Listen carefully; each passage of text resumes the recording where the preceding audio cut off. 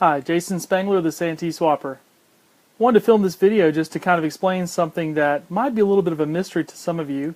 If you've hung out very much on Facebook, maybe even joined PatGel, then you probably come across the term blind trade, and you probably wondered, man, what in the world is that? I mean, in this hobby of Boy Scout memorabilia collecting, there's some phrases we use, some things we talk about that kind of need to have a little dictionary so you can understand them if you're new to this hobby.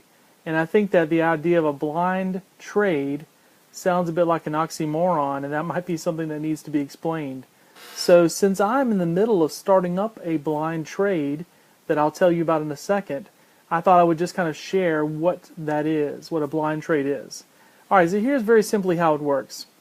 Let's say that you have a patch from your, let's just use Order the Arrow Lodge, because a lot of the blind trades I see do involve OA flaps, for example.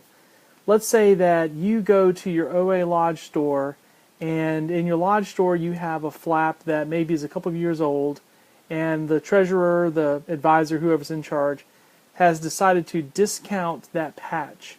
And so maybe it started off at $5, then it was $3 for a while, and now it's down to like $2 for an OA flap, which is a terrific price point to buy some at.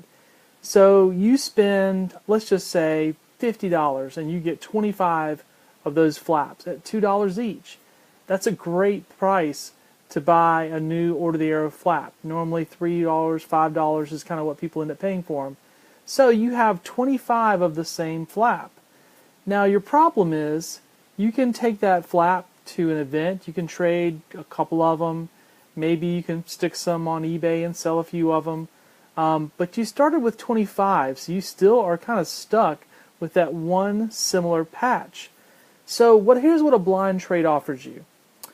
A person who organizes a blind trade, what they'll typically say is they'll say, you can send up to maybe 50 patches into the blind trade, and they'll usually give you a limit on how many of a certain type you can send. So say, for example, in the blind trade that I've just started, my rule is you can send in 50 patches altogether, and you can only send in 5 of the same patch. And so what happens is, if let's just say 20 guys were to take up that offer and were to send in 50 patches, no more than 5 of the same patch. So let's see, the math would be they would have 10 different designs, let's just say 10 different OA flaps, and they send in 5 each. Now, as the organizer of the blind trade, what happens is, and this is where it gets a little complicated, and so I want to sort of warn some of you guys that maybe thinking, ooh, this sounds easy, I'm going to do one of these and get people to mail me a bunch of flaps. This sounds great. What could go wrong? A lot can go wrong. I've organized 2 blind trades, and luckily did not have any problems, but I did learn a few lessons, and hopefully this next time around here in 2017 when I'm doing a blind trade, I will be a little bit smarter. So here's what happens. The organizer of the trade, he usually sets a deadline to say all of the items need to be in by this such and such date, and that gives him time to organize what I like to call the shuffle. And so the way I would do it is I would have a big table, maybe an 8-foot long table, and I would have each person's pile there of their flaps. Now the idea is, in a blind trade, that if you sent in 50 patches, and again, could be 5 of each, so you might have just 10 different varieties and little stacks of 5. The idea is that you're going to get back in return 50 completely different OA flaps. Alright, now you're starting to catch on with this idea of blind trade. The blind part of it is, you don't really know what you're going to get back. That is up to the person who has organized the trade to make sure that you're going to get something different back. Okay? And so what will happen is, the organizer of the blind trade, and this is sort of a science, is you have to say, okay, here's this guy's 50, this guy's 50, and all around the table I've got all these guys. And somehow you have to have a system to shuffle those patches so that each person sort of contributes patches to the pile, and then you pull one out and put one back in their pile in return. So it's almost like I have 20 stacks around the table. I guess it'd be like playing solitaire with yourself. I'm not sure how to describe it. And then I would trade with each pile and continue doing that. It might take me an hour or 2 hours to do this, and eventually get it to where each of the piles doesn't have any of the patches that it started with. It has been completely turned over into new patches. And so that is kind of how a blind trade works. You send in your patches and you get back in return completely different patches. And it's blind because you don't know which patches you're going to get, but you know that you're going to get back different patches, which is kind of your goal. So again, why would you consider doing that? Well, let me just give an example. I grabbed some patches here. The blind trade that I'm going to do is one that's a little more unusual. You don't hear about these as often. This is a blind trade that has to do with OA activity patches. I've seen lots of people do blind trades with OA flaps, SAPs, and different things like that. But I want to do one with OA activity patches. And so here's kind of how it works. I go to my lodge store and buy patches, and just an example I gave a minute ago, sometimes the patches get discounted a little bit, and so I'll be able to buy multiples of one patch for a good price. This is a good example of that. This patch right here was the centerpiece for our 2013 set that my lodge did.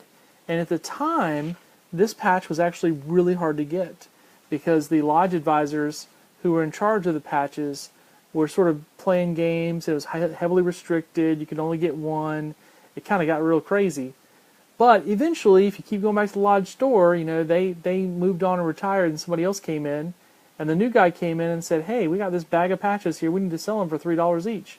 So I went in and bought a handful of these patches for $3 each. So here's the thing. I have, in just this example, I have 6 or 7 of the same patch. So what I'd ideally like to do is to take these 6 or 7 and turn them into 7 completely different patches. So the idea would be that after the blind trade was over, I would be able to shake up my trading stock and have a lot of patches to take to an event that would allow me to trade. Instead of having 10 patches I could lay out on my blanket, I might have 50 different patches that I could lay out on my blanket instead. And so that's kind of the idea with my blind trade, is that it's for things like this, OA activity patches. I've also got an example of a real simple patch here. This is just a simple fellowship patch for my lodge. I think it's 2011 Summer Fellowship. So I'm sure many lodges have fellowship patches, powwow patches, other event patches, and that's what I'm looking for in my blind trade, to get these type of things. Another idea might be you might have conclave patches. I would include this as an OA activity patch. So this is a conclave from the SR5, the Dixie Fellowship, but obviously there's conclaves all over the country, and every year they're going to crank out patches. So that would be included in my OA activity trade. And also NOAC patches. I hadn't originally thought of this, but actually did a blind trade. I think Scott Wheeler was the organizer of it, and he included NOAC patches, and I thought, yeah, that makes sense. So in my blind trade, I'll include OA patches as well, or NOAC patches, I meant to say. And so here's how mine works. It's pretty simple, as I mentioned earlier. You can contribute up to 50 patches, but they have to be in multiples of 10. And let me explain why a lot of people will have rules like that. So going back to my example, if I'm going to have 20 piles around the table that I need to sort, it's a lot easier to sort those if it's in multiples of 10, rather than one guy sent in 12, and this guy sent in 23, and that guy sent in 47. You need to have kind of even numbers to make the sorting easier. And so it's really just easier on the person who's organizing the blind trade to say multiples of 10. So you could send in 10 patches. They could all be different. You could send in 10 different patches. Or you could send in 5 of one design and 5 of another. You could send in 20 patches. Again, that you could send in 20 different. Or you could have 5, 5, or you could have 3 and 7 and 5 and 2 and 3, just adds up to 20. Kind of do the math. It's not really that complicated. But as long as it's multiples of 10, either 10, 20, 30, 40, or 50, that's how my blind trade is going to work, and it's similar to what other people who organize this will do. Now, a couple other things about my blind trade that I just think, for me, works well. I've created a one-page guideline sheet, kind of a PDF, that I will share as a link in this video. And that just kind of reiterates all of the guidelines about what kind of patches we're looking for, what's the deadline. I just want to make sure there's no confusion. Just be out front, say this is the deal. It also includes the deadline, which for my deal is going to be April 30th. And it includes the day that I'll guarantee that I will ship the patches out by. Now that's a big one, because any of you who've ever been involved in blind trades, sometimes you find yourself a month later asking yourself, hey, whatever happened to that blind trade I sent my patches in for? I haven't seen any of this stuff sent back to me yet. So in my blind trade, I'm saying, okay, the deadline is April 30th. A week later on a Monday, I think it's May 7th or May 8th, whatever that Monday is, that's the day that I'm going to make sure all the patches are sent out by. So it's pretty crystal clear kind of what's going on. So anyways, again, check there will be a link for the PDF there. That one little last piece about the blind trades, a lot of times the person organizing the blind trade will figure out a way to pay for that shipping. So obviously you're paying to ship the items to the organizer of the blind trade, and then the person who organized the blind trade, after they do the shuffle, they have to ship the patches back out to you. So oftentimes, and this is how mine is set up, you'll see that there's either sort of a price. So if you send in 10 patches, include, maybe it's like $2 for shipping. If you send in 50 patches, maybe it's include $5 for shipping or something like that. And a lot of times what organizers will do will allow you, instead of sending money, to just include a couple of extra patches. And so that's the way mine is set up as well. Instead of paying any extra money, you could just include some extra patches as well. So be sure to look at the guidelines. A lot of times people who organize blind trades have to be careful not to get patches that are so common and so hated in the hobby that anyone who gets those in return is going to be kind of angry. So even in my blind trade, I've designated one OA lodge that the last time I did this, I was flooded with issues from them, and some of the people told me they weren't real happy about getting patches from this certain lodge. Not that we don't like you, lodge. I won't say which one it is, but mostly because their stuff kind of got around and it was sort of flooded on the market, and so nobody was really looking to get more of that. So just kind of keep that in mind too. Make sure that you don't send stuff that the organizer doesn't really want. And a lot of times they'll list that ahead of time and tell you what's going on. So I hope you will consider participating in a blind trade. I will tell you that the two that I have run have gone well. I can't endorse anybody else who organizes blind trades.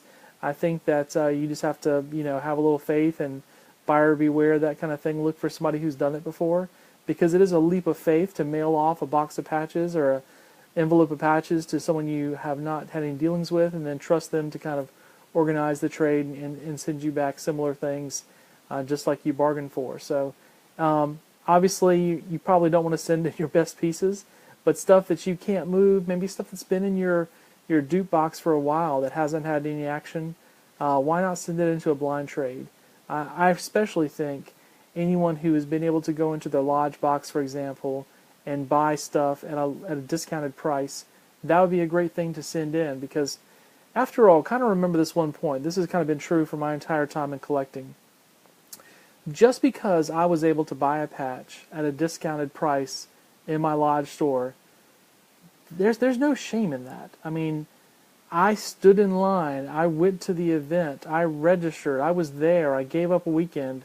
I was, I won't say the word is lucky enough to be at that moment in my lodge store where I could buy the item really cheap, but it certainly was not an opportunity that anybody else living in other parts of the country had. And so that's kind of the way I view that, is, if you got something from your lodge store and you got it at a good price, I'm not mad about that, because certainly I'm not in your lodge. I couldn't have been there. It wasn't an opportunity that I would have had. So anyways, that's sort of a minor thing, but I thought I would go ahead and get on my soapbox and talk about that. So again, if you're interested in participating in the blind trade that I'm organizing, it's for OA activity patches. It starts now. You can start sending stuff in, and the deadline to get your patches sent in is April 30th. And it's 50 patches total, no more than 5 of any patch, and again, sending them in multiples of 10. So the last time I organized one like this, we had about 20 guys who participated, hundreds and hundreds of patches changed hands, and hopefully that'll happen again. So check it out. I got a link in the little notes here for the video. So thanks very much. Again, Jason Spangler, the Santee Swapper.